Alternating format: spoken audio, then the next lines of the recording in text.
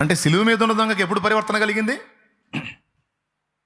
సిలువ మీద ఎక్కినప్పుడు కలిగింది. ఒకవేళ అతను కింద నిలిచి ఉన్నట్టయితే యేసుప్రభు ఏం చెప్పాడు తెలుసా? కుమారుడా, వెళ్ళి బాప్తిస్మం పొంది రక్షణ పొందు నాయనా అనేవాడు.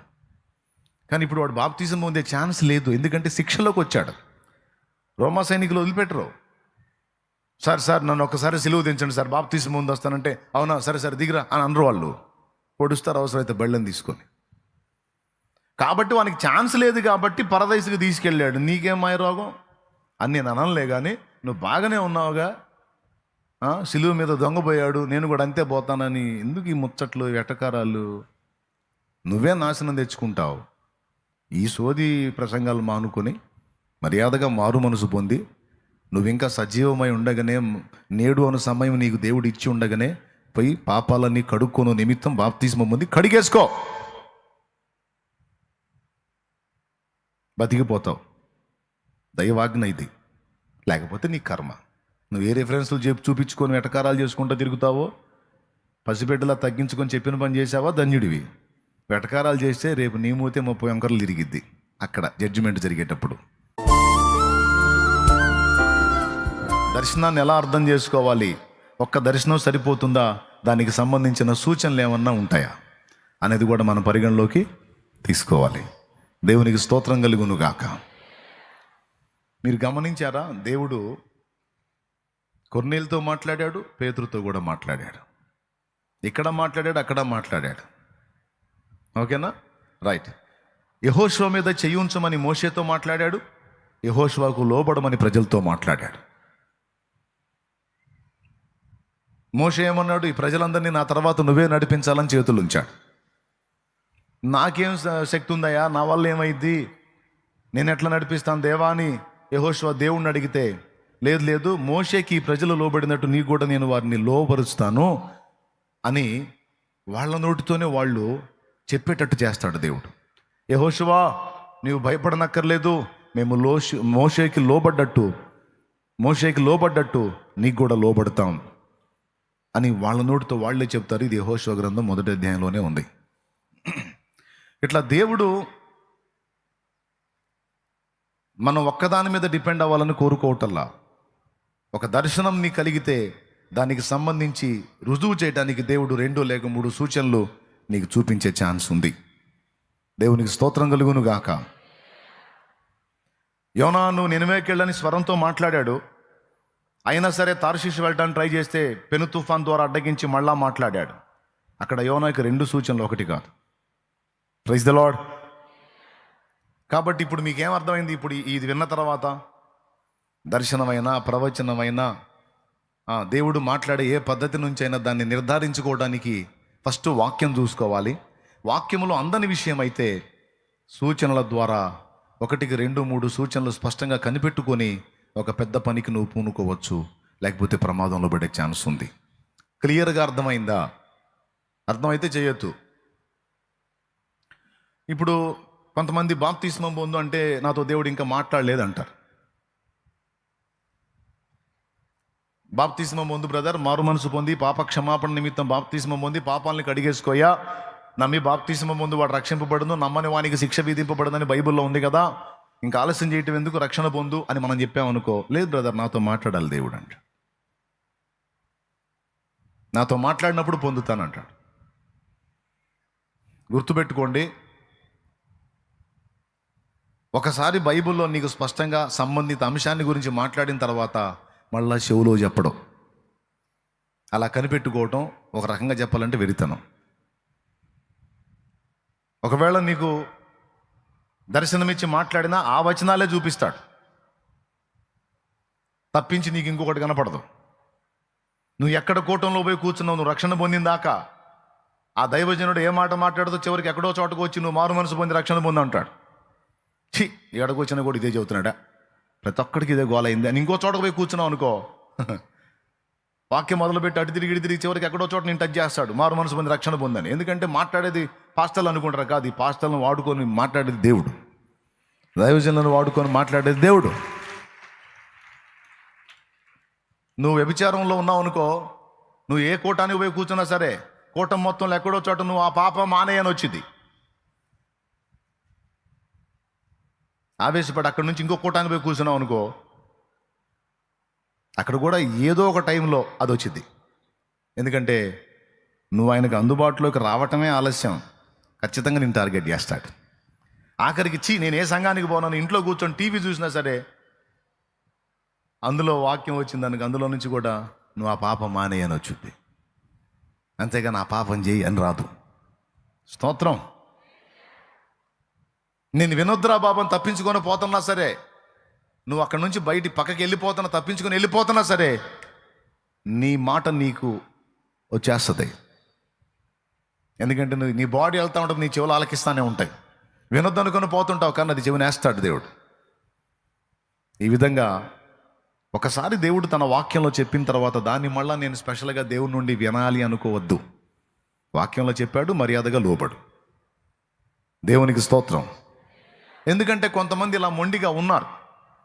అనేక చోట్ల బైబిల్లో మత్తయి సువార్త 28వ అధ్యాయం 19వ వచనంలోను, మార్కు సువార్త 16వ అధ్యాయం 16వ వచనంలోను, అపోస్తల కార్యం 22లోను, అపోస్తల కార్యం 2:38లోను, ఇలా అనేక చోట్ల అనేక రెఫరెన్సుల ద్వారా దేవుడు బాప్తిస్మం యొక్క విలువను గురించి మాట్లాడాడు. అంతెందుకు, ప్రభువే బాప్తిస్మం పొందాడు. ప్రభువే బాప్తిస్మం పొంది మాదిరి ఇచ్చినప్పుడు నీతి యావత్తు నెరవేర్చుటకు మనకి ఇలా తగి ఉన్నది, నువ్వు ఇవ్వవయ్యా యోహాను అని చెప్పి యోహాను ద్వారా బాప్తిస్మం పొందిన యేసయ్యే బాప్తిస్మం పొందితే, కొంతమంది అంటారు సిలువ మీద దొంగ పొందాడా, సిలువ మీద దొంగ పొందాడా బాప్తిస్మం. ఆయన ప్రభు ఏమన్నాడు, నేడు నీవు నాతో కూడా పరదైసులో ఉందో అన్నాడా లేదా? అన్నాడా లేదా? బైబిల్ చెప్పాక బ్రదర్, బైబిల్ మాకు కూడా తెలుసు, ఆ రెఫరెన్స్ ఉంది, ఈ రెఫరెన్స్ కూడా ఉంది, ఇది కూడా బైబిల్లోదే మరి అని కొంచెం ఎటకారాలు చేసేవాళ్ళు ఉన్నారు. వాళ్ళకి నా సమాధానం ఏంటంటే, సరే బాప్తిస్మం పొందొద్దు, సిలువేసుకోమని చెబుతాను నేను. ఎందుకంటే వాడు ఖాళీగా నిలబడి రక్షణ పొందలా. నువ్వు అన్న ప్రకారం సిలువ మీద వేలాడుతూ ఉన్నప్పుడు ప్రభు అన్నాడు, నీవు నాతో కూడా, కాబట్టి నిన్ను కూడా సిలువేస్తారా. అప్పుడు సిలువ మీద వేలాడేటప్పుడు ప్రభు నీతో చెప్తాడు, అయ్యా నీకు అవకాశం లేదు, నీవు నాతో కూడా పరదేశంలో ఉంది అంటాడు. సిలువ బెటరా బాప్తిజం బెటరా? ఓవర్ యాక్షన్ ఆపి మర్యాదగా బాప్తిజం పొందని చెబుతాను. వాడికంటే ఆ సిలువ మీద పరివర్తన కలిగింది, ఆ సిలువ మీద సిగ్గొచ్చింది, ఆ సిలువలో వాస్తవాన్ని గుర్తించి యేసుప్రభుని అబ్జర్వ్ చేస్తున్నాడు. కుడి పక్కన దొంగ మామూలుగా విడిగా కూడా ఆ సిలువ మీద అంత చిత్రవద చేసి రక్తపు ముద్దలాగా చేసి ఆయన్ని ఘోరంగా సిలువకు వేలాడదీసి ఎగతాళి చేస్తుంటే, అంత దారుణంగా చేసిన వాళ్ళని ఆయన సిలువలో వేలాడుతూ, తండ్రి వీరేమి చేయుచున్నారో వీరు ఎరగరు, వీరిని క్షమించు అన్నాడు. ఆ మాటతో ఆ కుడి పక్కన దొంగకు అర్థమైంది, ఏమనో తెలుసా, ఇది మానవ హృదయం కాదురా, ఇది దైవ హృదయం, ఇది మనిషి మనస్సు కాదు, ఇది దేవుని మనస్సు. తన ఎడల అంత దుర్మార్గంగా ప్రవర్తించి చిత్రవద చేసి రక్తపు ముద్దగా మార్చి ఉమ్ములూసి కొరడాలు కొట్టించి శీలలతో సిలువకు వేలాడదీసి చిత్రవద చేసి ప్రాణం తీస్తుంటే కూడా వీరేం చేస్తున్నారో వీరికి తెలియదు, వీరిని క్షమించు అన్నాడంటే, ఇది మనుష్య హృదయం అయితే కాదు, ఇది దైవ హృదయం. ఇంత అసాధారణమైన ప్రేమ దేవుని దగ్గర మాత్రమే దొరికింది, మనిషి దగ్గర దొరకదు. ఖచ్చితంగా ఈయన లోకరక్షకుడే, ఈయన దేవుడే, ఈయన చెప్పే రాజ్యం నిజమే అని గ్రహించి ఆలోచనలో పడ్డాడు. ఈలోపు ఎడం పక్కోడు స్పందించాడు, యేసు ఏమో గా నిన్నే ఏం చేస్తున్నా, స్తోత్రం చెప్పు గట్టిగా చెప్పు. మా పక్కన చూడండి కాస్త అటుపక్క ఇటుపక్క చూడండి, పలకరించండి. అసలుకే ఆల్ నైట్ చేశారు, కాయక ఒక్కరోజు నిద్ర కాశారు, ఇక ఆపలేం. ఇక ముందుకు పడను వెనక్కి పడను, జాగ్రత్తగా వినండి. ఎక్కడొచ్చాకే మనం ఎడం వైపు దొంగ స్పందించాడు, ఏమని, యేసు నువ్వు ఎన్నో అద్భుతాలు చేసావుగా, మరి నువ్వు నిజంగా దైవ కుమారుడు అయితే సిలువ మీద నుంచి నువ్వు దిగి మమ్మల్ని కూడా దించు, నిన్ను నువ్వు రక్షించుకొని మమ్మల్ని కూడా రక్షించవచ్చు కదా అంటాడు. అప్పుడు కుడివైపున దొంగ అంటాడు, రై నోర్మై, వినలేదా ఆయన ప్రేమ, చూడలేదా ఆయన క్షమాగుణం, మనం ఈ శిక్ష పొందుతున్నామంటే మనకు న్యాయం ఏరా, ఎందుకంటే మనం దోపిడీలు చేసాం, దొంగతనాలు చేసాం, నరహత్యలు చేసాం, దుర్మార్గాలు చేసాం. ఇలాంటి చావు మనకి న్యాయమే. కానీ ఈయన నేను అబ్జర్వ్ చేస్తున్నాను రా, ఒక్కసారి కూడా ఒక్క తప్పు చేసినట్టు నాకు కనబడలా. ఒక్కసారి కూడా ఒక్క నేరం చేసినట్టు నాకు కనబడలా. తాకి స్వస్థపరిచాడ్రా, పలికి స్వస్థపరిచాడ్రా, దీనుల్ని, ఆర్తుల్ని, అన్నార్తుల్ని ఆదరించాడ్రా, కడుపులు నింపాడ్రా, బాగు చేశాడ్రా, బ్రతికించాడ్రా. ఎవ్వరికి ఏ హాని చేయలేదురా.